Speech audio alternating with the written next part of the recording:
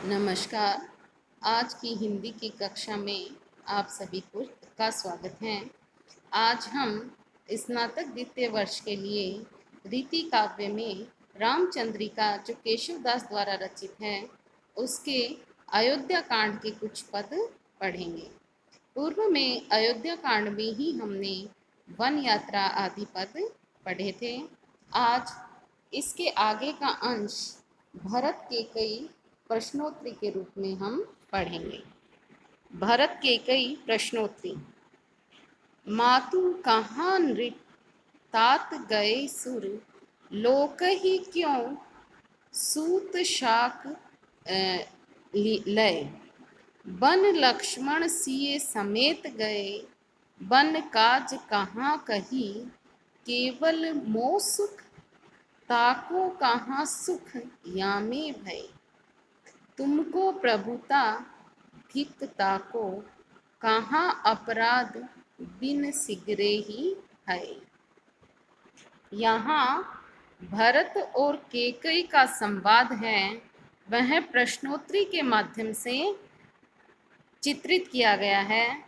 इसमें जब राम के वन प्रस्थान के बाद भरत अयोध्या आए तो उन्होंने अपनी माता केकई से अपने पिता दशरथ के विषय में पूछा। उसी प्रसंग को इस अवतरण में संवाद शैली में व्यक्त किया है। भरत कह रहे हैं, मातु कहाँ नृप। भरत ने अपनी माता से केकई से पूछा कि हे माता, मेरे पिता राजा दशरथ कहाँ हैं। उत्तर में केकई ने कहा, तात गए सुर। केकई कहती हैं कि वे तो स्वर्ग लोक ही, वे तो स्वर्ग लोक में चले गए, अर्थात उनका निधन हो गया। क्यों? फिर भरत ने प्रश्न किया, क्यों गए, क्या ऐसा क्या हो गया कि पिताजी स्वर्गलोक चले गए। सूत शोक लय। केकई ने उत्तर दिया कि पुत्र शोक के कारण उनका निधन हो गया। बन लक्ष्मण सिए समेत गए। भरत ने पूछा कि ऐसा क्या उनको पुत्र शोक लगा कि वह अपनी देह त्याग के स्वर्गलोक चले गए। उत्तर में केकई ने कहा कि जो वन लक्ष्मण सिए समेत गए, कि जो श्री राम हैं वह लक्ष्मण और सीता जी के साथ वन में चले गए। इस दुख के कारण राजा दशरथ का देहांत हो गया।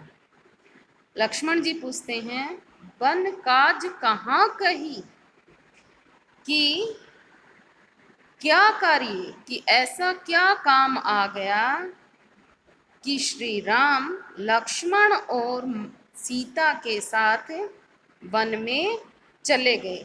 ऐसा क्या कार्य था उनके कि उनको वन में जाना पड़ा। फिर केकई उनको बताती है कि तुम्हारे लिए केवल मोह सुख। केकई ने कहा कि तुम्हें क्या, तुम्हारे सुख के लिए तो केवल मोह सुख। तो भरत कहता है कि केवल मेरा इसमें क्या सुख है। केकई ने उनको उत्तर दिया, ताको कहाँ सुख यामे भय, कि तुमको इसमें सुख कैसे भय, ये मैं तुम्हें बताती हूँ। भरत को केकई कहती है, तुमको प्रभुता धिक ताको, कि तुमको प्रभुता अर्थात राज्य वैभव मिले, इसलिए वह यह राज्य छोड़ के वन में चले गए। यह सुनकर भरत ने कहा, धिक्ता को, कि तुम्हें धिक्कार है कि तुमने ऐसा कार्य किया, मेरे लिए राजयोग मांगा, यह राज्य मांगा और भरत को कहाँ वन में भेज दिया। कहाँ अपराध बिना सिगरे ही है। अपनी माँ से भरत कह रहे हैं कि तुम पे धिक्कार है, तुम्हारे इस कार्य से तो हम सब लोग बिना अपराध के ही मारे गए। भाव यह है कि यहाँ जो केकई ने राजा दशरथ से जो दो वर मांगे कि भरत का तो राज्य अभिषेक और श्री राम को 14 वर्ष का वनवास, इन दो वरदानों के कारण लक्ष्मण जी कह रहे हैं कि मेरे पिता व भाई का अनिष्ट हुआ। मेरे पिताजी इस लोक को छोड़ के स्वर्गलोक चले गए। मेरे भाइयों को मेरे कारण वन में भटकना पड़ रहा है और मुझे मुझे क्या है, बदनामी का कलंक मिला। इस कारण तुमने सबका अहित कर दिया। इस तरह इसमें जो भरत और केकई का संवाद प्रश्नोत्तर के माध्यम से व्यक्त किया है, इसलिए यहाँ प्रश्नोत्तरी शैली है। केशवदास जी के संवाद की विशेषता है कि वो संक्षिप्त रूप में है। यहाँ उनकी यही विशेषता झलक कर आई है। इसमें अनुप्रास, प्रश्नोत्तर और काव्यलिंग अलंकारों का प्रयोग हुआ है। पंचवटी वन गमन। आगे जो अरण्य कांड है उसका पद पंचवटी वन वर्णन लिया गया है। लक्ष्मण सब जाति फटी दुख की दुपटी, कपटी न रहे जहाँ एक घटी, नी घटी रुचि नीच घटी हूँ घटी, जग जीवन यतीन की छटी तटी, अघ ओघ की बेरी कटी विकट विकटी, निकटी प्रकटी गुरु ज्ञान गटी, चाहूं ओरन नाचती मुक्ति नटी, गुण धूर जटी वन पंचवटी। यहाँ लक्ष्मण जी ने पंचवटी की प्राकृतिक सुषमा का वर्णन करते हुए उसकी तुलना शिवजी से करते हैं। इसी को इस पद में चित्रित किया है।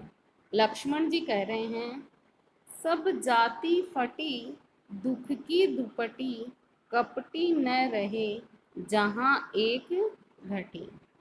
लक्ष्मण जी कह रहे हैं कि जिस प्रकार शिव जी के दर्शनों से सारे दुख दूर हो जाते हैं, उसी प्रकार यहाँ पंचवटी में आते ही दुखों की संपूर्ण चादर जैसे फट गई हो, अर्थात सब प्रकार के दुख समाप्त हो जाते हैं।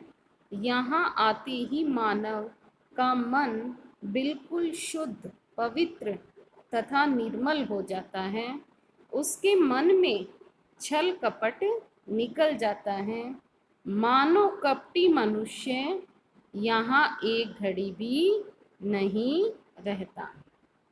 नी घटी रुचि नीच घटी हूँ घटी, जग जीवन यतीन की छटी तटी।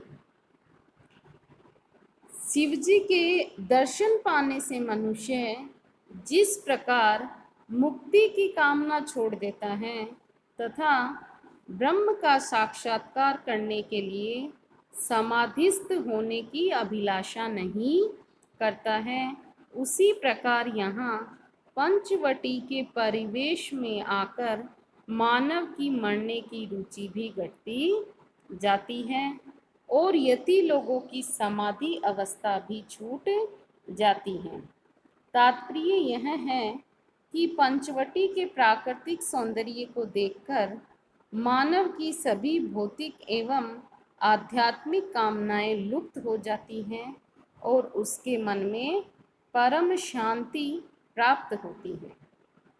अघ ओघ की बेरी कटी बिकटी निकटी प्रकटी गुरु ज्ञान गटी चहु और नाचती मुक्ति नटी गुण धूर जटी वन पंचवटी।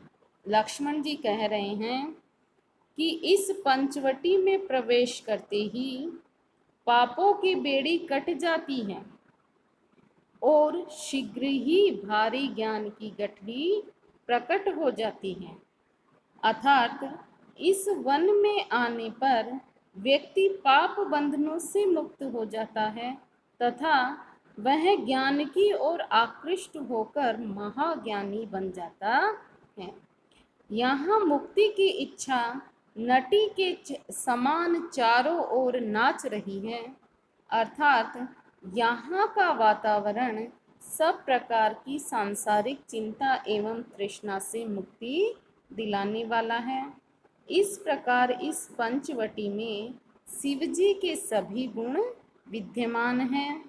यह पंचवटी निश्चय ही शिवजी के समान है।